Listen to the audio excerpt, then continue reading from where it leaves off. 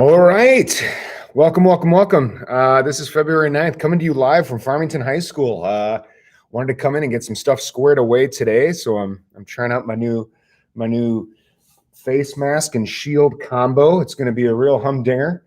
Yeah, can't wait to get back with you guys next week. Like I said, this is going to be a short one today because a good number of you still need to turn in some stuff from last week. Your World War II flip grid is due today. I'm going to start putting those, even though it's not technically due until the end of today, I'm going to start hacking away at those, and you will see those go into the grade book starting today. I'm going to start grading those today. Your best years is going in the grade book if you haven't seen a grade in there already. So I think your class is already graded. Make sure that you get that submitted. I've got a little intro video that's going to be really helpful with the Cold War. And then we're going to do a little quiz live and review for our quiz that is coming up at the end of this week. So what does this look like in Schoology? You've got your Flipgrid learning check, which is technically due today, your Cold War term quiz, which is coming up for you guys on Thursday. And yeah, that's what everything should look like in Schoology for right now. All right, so let's do this. I am going to mute myself and play a quick video for you. It is a short one, and then we'll play a little Quizlet live, and then I'll stick around for questions that anybody might have, okay?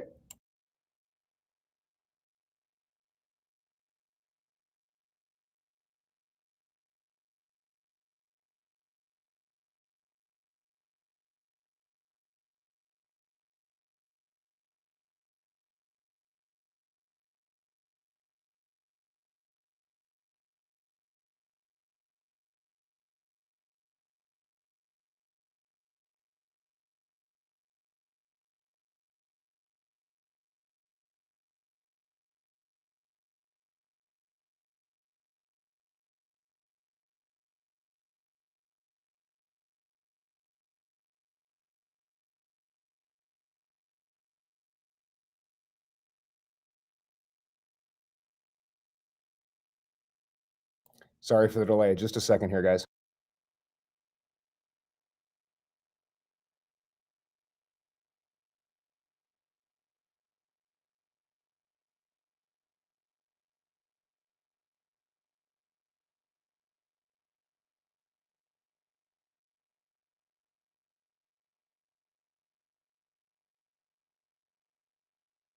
Moby. Still not talking to me, huh? Well, I guess I'll just have to do this movie all by myself. Dear Tim and Moby, what was the Cold War? Did it happen during winter? From Squid. First off, the Cold War had nothing to do with temperature. And it wasn't exactly a war either. It was a 40-year standoff between the United States and the Soviet Union. Oh, so we're talking now? The Soviet Union was the country that included Russia, the Ukraine, and a bunch of other countries too. The United States and the Soviet Union were allies in World War II. But after the war, the US and other Western nations thought that the Soviets, led by the dictator Joseph Stalin, would try to spread communism all over the world. Well, communism is an economic system where all wealth is distributed evenly to everybody. Yeah, it sounds good in theory, but it gives a lot of power to the government. So communist countries like the Soviet Union and China tend to become dictatorships. The Soviet Union didn't do much to help its image. In 1948, it limited access to the city of Berlin, Germany, and didn't let anyone in or out. Eventually, Germany was split in two. East Germany became a communist state, while West Germany was a democracy. The city of Berlin was also divided. The Soviets built the Berlin Wall to keep people from coming into or leaving communist East Berlin. The wall became a symbol of Soviet oppression and the Cold War in general. Winston Churchill, the British Prime Minister, said that due to Soviet oppression, an Iron Curtain had descended across Europe, and the name caught on. President Harry S. Truman began the U.S. policy of containment to stop the spread of communism. Containment included 3 different approaches. First, the Marshall Plan gave $13 billion to help Europe rebuild after World War II. The idea was that European countries who accepted U.S. aid would be unlikely to ally themselves with the Soviet Union. Second, the U.S. followed with the Truman Doctrine. It was a promise to supply military and economic aid to any country struggling to create or maintain a democracy. Third, the U.S. established NATO, the North Atlantic Treaty Organization. It was a military alliance between the U.S., Canada, and various Western European countries. But in all fairness, the Soviet Union had good reason to distrust the West. For one thing, the U.S. had invented and used the extremely destructive atom bomb at the end of World War II. The Soviets feared America would use this new weapon to control the rest of the world. You're right, a few years after World War II, the Soviets developed their own nuclear weapons. It wasn't long before an arms race started. The Soviets had to build more and more nuclear weapons to counter the U.S., and vice versa.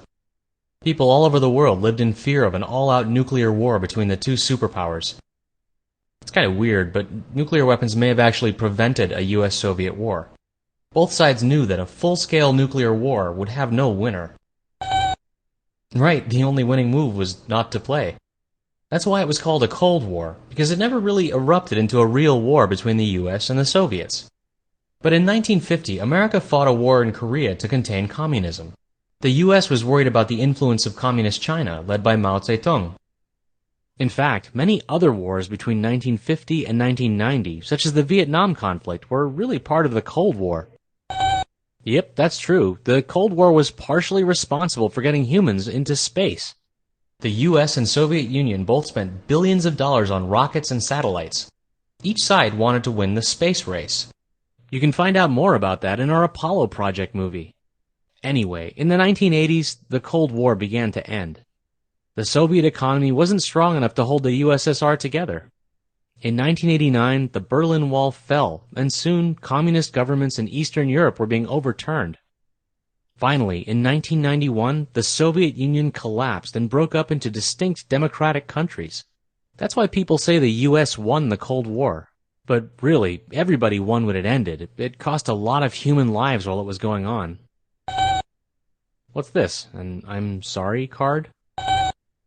Ah, shucks, I'm sorry too.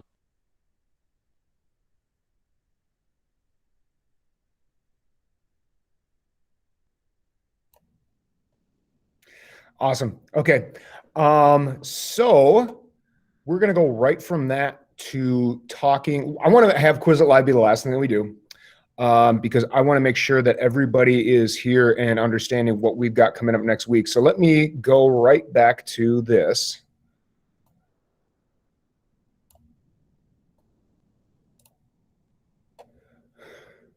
So I talked about the due dates. We talked about the end of the trimester being March 4th. Remember that once next week starts, you're only going to have about 2.5 weeks left in the trimester. Okay, so here is our schedule. So today is the 9th. We are still in full distance learning through this whole week. Next week, we've got 9th and 10th grade coming back into the building in that typical even, odd schedule. But we've got cohort 1 and cohort 2. So cohort 1 is early in the week, cohort 2 is later in the week. And obviously, next week is a little bit goofy because we don't have school because February 15th is President's Day. So this is a non-traditional setting in that we don't have this typical Friday flex day. So understand that it is a little bit weird in that we're starting an even schedule on a Tuesday. All right. Now, for you first hour kids, regardless of whether or not you are in school, so if you're in cohort 2, okay, as we are having class next Wednesday, you are still going to meet us in a Google Meet setting as I am talking to the kids that are in class. So it's basically going to be the same schedule that we have been following with our distance learning. Okay, so why I want to make sure that I mention this is that you're still going to have attendance twice a week. Now, if you are the kid that is not in school, like let's go back to this February 17th example. Let's say you're in cohort 2, so you're going to be dialing in, you're going to be hitting Google Meet, and you're going to be meeting. I'm only going to be talking to you for like the first 10, 15 minutes of class, just as a check-in, just maybe as a little Quizlet Live or review time, maybe just as a couple reminders. Basically, what you're going to understand is that, like, if you're in the classroom or you're at home, you're going to be doing the same work twice a week. It's just that we're only meeting together for about that 10, 15 minutes. So then I'll go from there to spending the time that I have with the kids in class, explaining something, answering questions, helping, that type of thing. Okay. So I hope that makes sense, because last time we were on a hybrid schedule, you were only held accountable for 1 day of attendance a week. Now it's going to be 2 days a week. Okay. Are there any questions about that?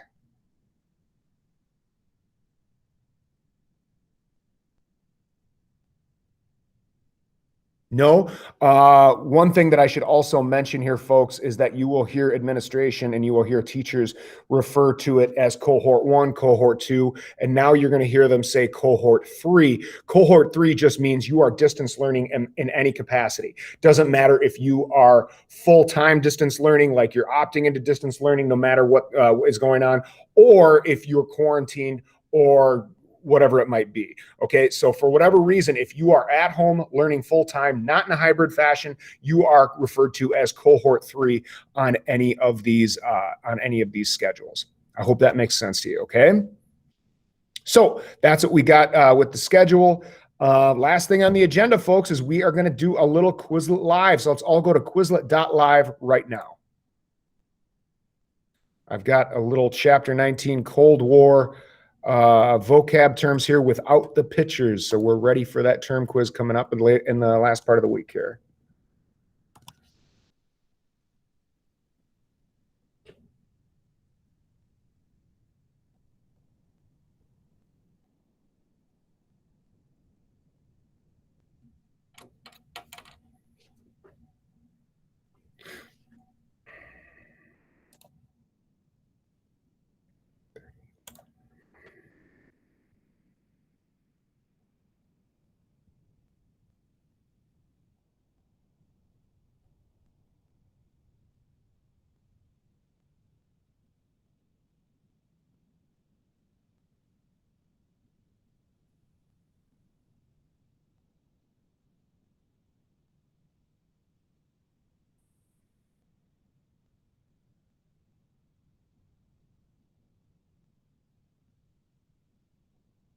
Give you about 30 seconds to get in if you haven't done, if you're not in already.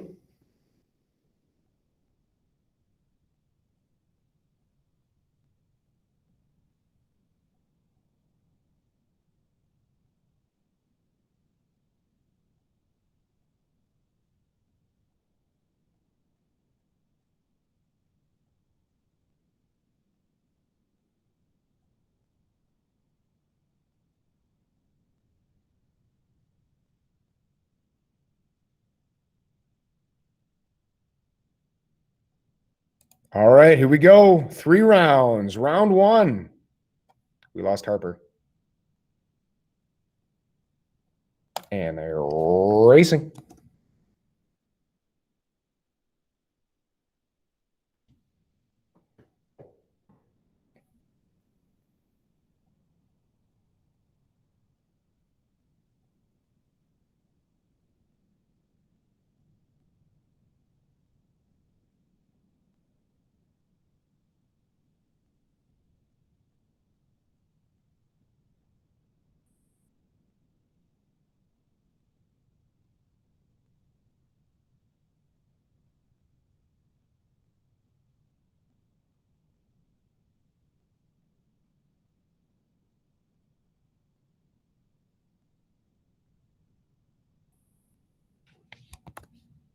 All right, here we go. Round 2, and they're racing.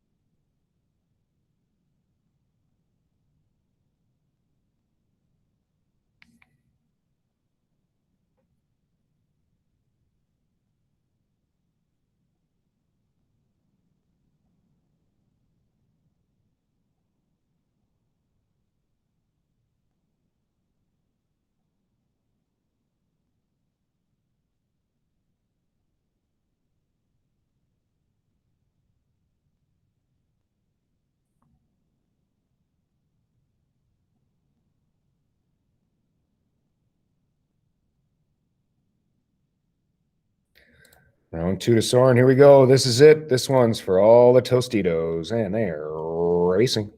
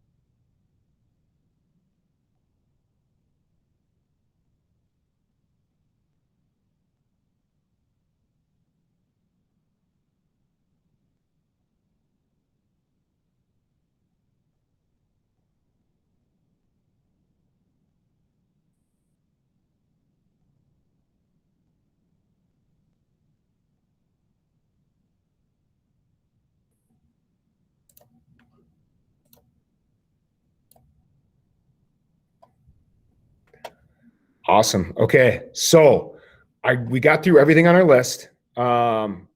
We got through the schedule. We got